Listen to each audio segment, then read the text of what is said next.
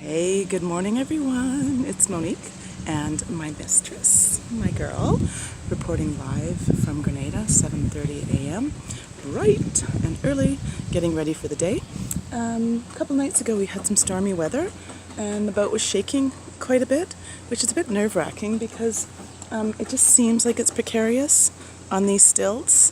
And if the boat's shaking and moving, you're thinking, well, what's the worst thing that could happen? You stop sleeping. It really affects the REM quality of your sleep. So once you accept that, you just go back to sleep, something like that.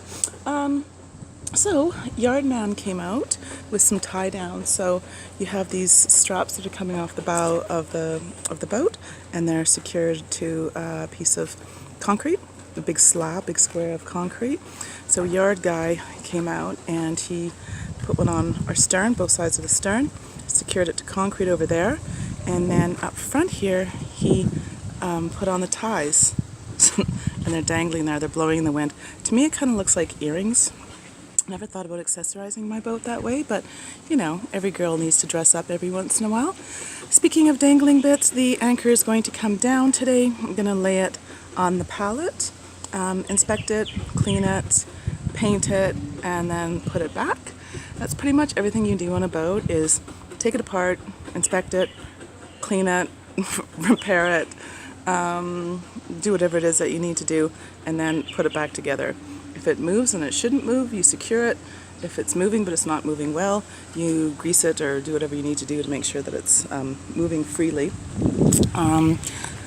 Okay, so I don't know how this happened, but there's a little teeny tiny propeller in here in the bow thruster, and I don't know how my friend managed to take it out, but he's taken it out, and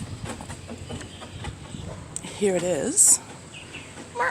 It's as big as my face, and the anoid on it looks like it's been chewed down a little bit, so clean it, repair it, add an anoid to it, and pop it back in there when they finish doing the painting, scraping stuff. Another project that's going to be happening today. This is that there. It used to have the propeller on it.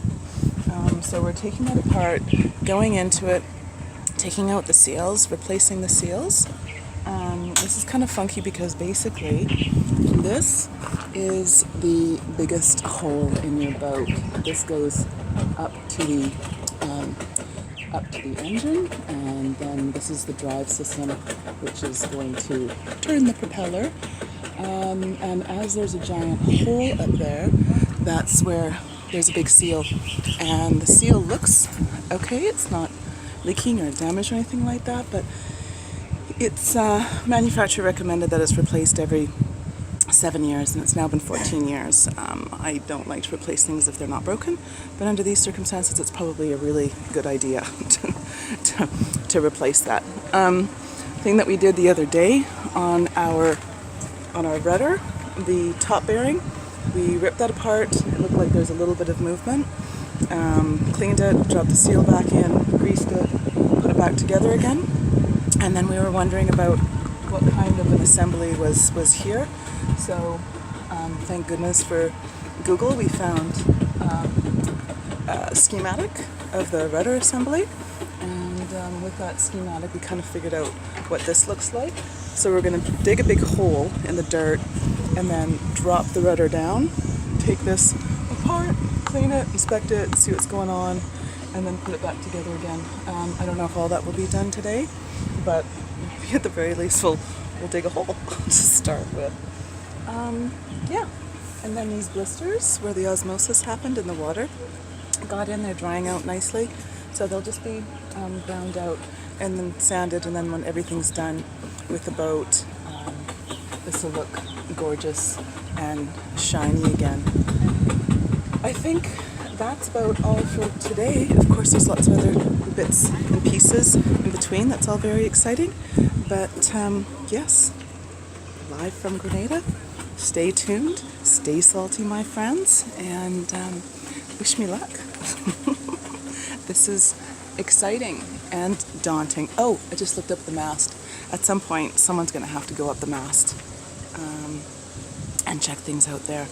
But I think we determined we're going to do that once we're back in the water again. We don't need to be on the hard because we want to minimize the number of days we're on the hard, because it's not cheap.